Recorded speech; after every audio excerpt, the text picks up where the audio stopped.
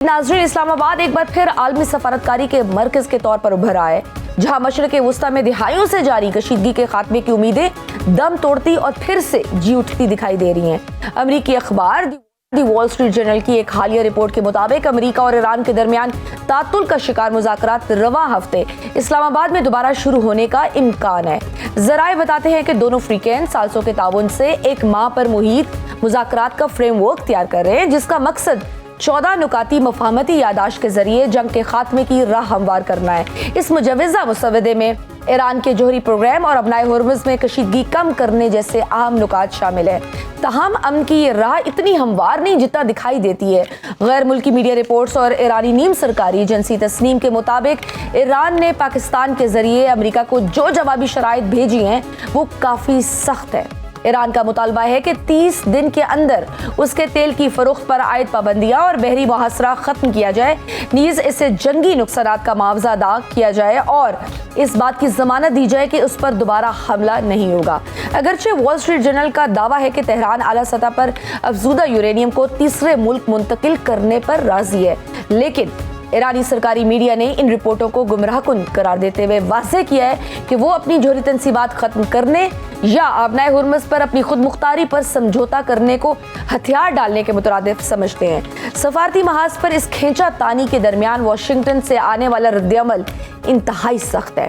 अमेरिकी सदर Donald Trump ने social media platform truth social पर ईरान के जवाब को मुकम्मल तौर पर नाकाबिले कबूल करार देते हुए मुस्तरद कर दिया है। सदर ट्रंप ने तेहरान पर 47 साल से खेल खेलने का इल्जाम लगाते हुए साबिक सदर ओबामा की पॉलिसियों को कड़ी तनकीद का निशाना बनाया और यहाँ तक कह दिया कि जरूरत पड़ने पर ईरान पर मजीद हमले भी किए जा सकते हैं। उधर ईरानी वजारत खारजा के तर्जुमान इस्माइल बकाई ने दो टोक मौक़िफ़ अपनाया है कि वो किसी अमरीकी डेडलाइन को खातिर में नहीं लाते और अपनी दिफाई सलाहियतों के साथ अलर्ट हैं। खित्ते की संगीन सूरत हाल पर तुर्किया के सदर रजब तैयब एर्दोगान ने भी गहरी तशवीश का इजहार किया है। तुर्क मीडिया के मुताबिक इस्तांबुल में एक मुलाकात के दौरान उन्होंने खबरदार किया कि अमेरिका और ईरान की कशीदगी पूरे खित्ते को अपनी लपेट में ले सकती है, जो कि किसी के भी मुफाद में नहीं है। पाकिस्तान, जो इस वक्त इस अहम तरीन सालसी का महवर है, अपनी दिफाई कामयाबियों का जश्न भी मना रहा है। इस्लामाबाद में ऑपरेशन बुनियानुल मरसूस यानी मार्के हक की पहली सालगिरह के मौके पर वजीर आजम शहबाज शरीफ ने इस बात की तस्दीक की कि ईरान का जवाब मौसूल हो चुका है, जिस पर पाकिस्तान अपनी मुखलिसाना कोशिशें जारी रखे हुए है। इसी तकरीब से खिताब करते हुए chief of defence forces field marshal Syed Asim Munir ने दो टोक अल्फाज में कहा कि मार्के हक महज दो मुल्कों की जंग नहीं बल्कि दो नजरियात का मुकाबला था, जिसमें बातिल को शिकस्त हुई। उन्होंने खबरदार किया कि पाकिस्तान के खिलाफ किसी भी मुहिम जोई के नताइज अब महदूद नहीं बल्कि इंतहाई तकलीफ दे होंगे। एक तरफ मुज़ाकरात की उम्मीद, दूसरी तरफ जारी रहे हमलों के बयानात। अगले चंद रोज में क्या होने जा रहा है? क्या ट्रंप दौरा चीन से कबल या दौरा चीन के दौरान मुस्तकिल जंग बंदी का ऐलान करेंगे? जनरल साहब, वॉल स्ट्रीट जर्नल की रिपोर्ट के मुताबिक इस्लामाबाद एक बार फिर अमेरिका और ईरान के दरमियान मुज़ाकरात की मेजबानी करने जा रहा है। आपके ख्याल में how critical is Pakistan role as mediator right now, जबकि दोनों फ्रीकैन एक दूसरे पर अदम एतमाद का शिकार हैं, बहुत ज्यादा मिसट्रस्ट है?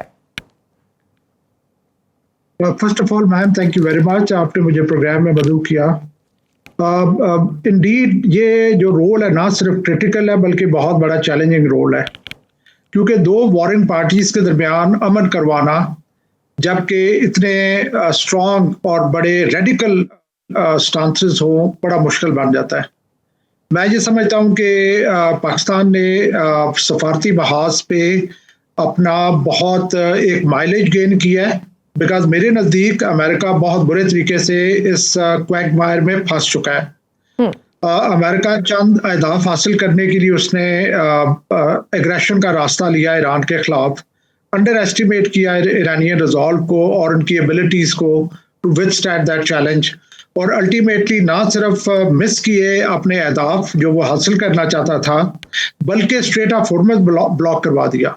और स्ट्रेट ऑफ हॉर्मुज़ सिर्फ अब अमेरिका बल्कि पूरी दुनिया उससे इम्पैक्ट हो रही है। आगे जो चीज़ें नज़र आ रही हैं कि 14 मई प्रेसिडेंट ट्रंप जो है वो चाइना जा रहे हैं जी। President Putin he is coming to China. उसके बाद फील्ड मार्शल और prime minister of Pakistan they are travelling to China.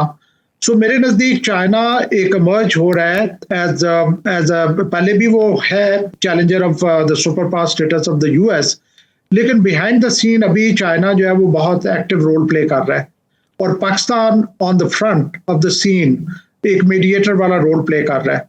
दोनों साइड्स की पोजीशन बड़ी बड़ी बड़ी हार्ड है, लेकिन मेरा ख्याल है कि अल्टीमेटली सैनिटी विल प्रिवेल और दोनों साइड्स को कोई कुछ गिव एंड टेक करके और जंग का खात्मा करना पड़ेगा, बिकॉज इस वक्त जो ऑप्शंस है जंग को कंटिन्यू करने की वो भी बहुत रिस्की हैं और अगर ये रहा तो उसमें भी मैं समझता हूं कि ओवरऑल जो एनर्जी सप्लाई लाइन है वो बहुत बुरे तरीके से इम्पैक्ट होगी पूरी दुनिया की और चाइना भी इससे बहुत बुरी।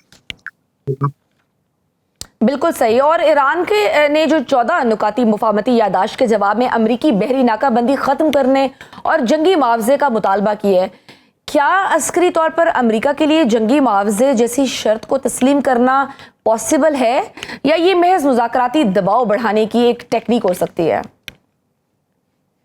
देखिए, आज मैं एक आर्टिकल पढ़ रहा था रॉबर्ट कैगन का, who is a big scholar of the US, जिसमें उन्होंने कहा कि बहुत मुश्किल है अमेरिका के लिए इस डिफीट को एक्सेप्ट करना। राइट। उन्होंने कहा कि सिर्फ ये डिफीट कॉम्प्रिहेंसिव है as compared to past experiences, बल्कि ये जो लॉसेस अमेरिका को हो गए हैं और हम सबको पता है इन बातों का, सबसे बड़ा जो अमेरिका का लॉस हुआ है वो हुआ है कि उसकी जो अलायंसेस हैं वो तितर बितर हो गई हैं।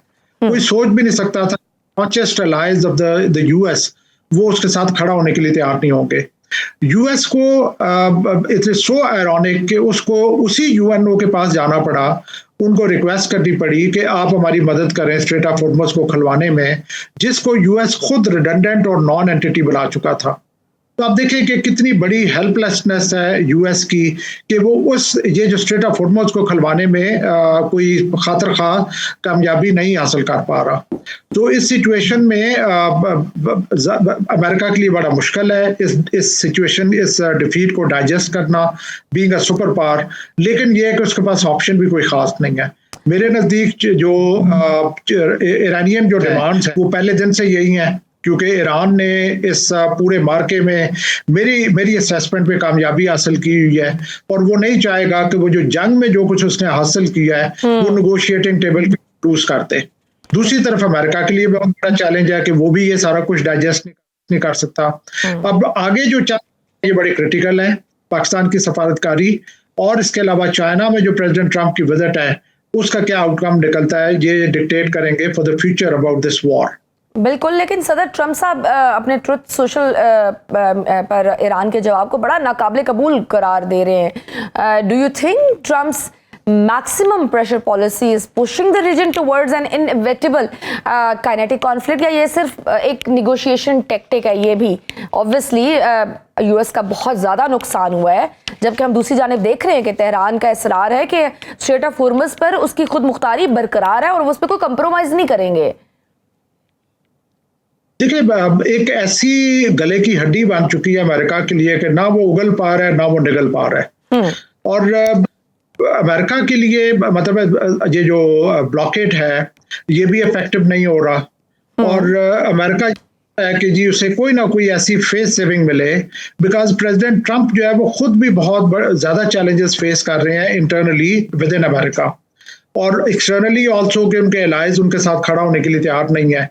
सो एक मुश्किल सिचुएशन है। दूसरी बात यह है कि प्रेसिडेंट ट्रंप ने पहले दिन से ईरान को ब्रो बीट करने की कोशिश की है, ईरान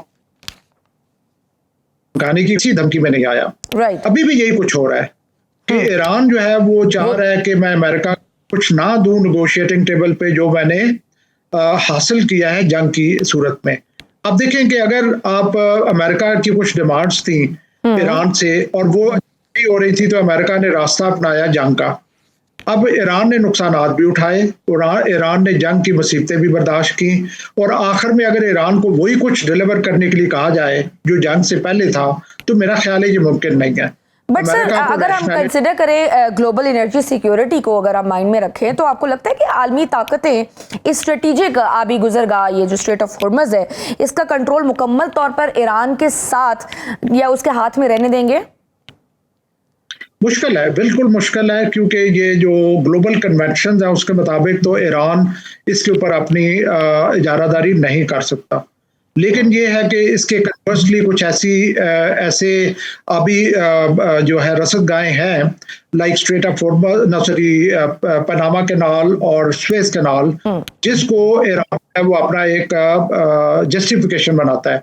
लेकिन अगर देखा जाए स्ट्रेट ऑफ मलाका को, बाबल मंदब को, तो ये वो ग्लोबल कॉमन्स हैं जिसके ऊपर किसी पर्टिकुलर कंट्री की इजारादारी नहीं हो सकती।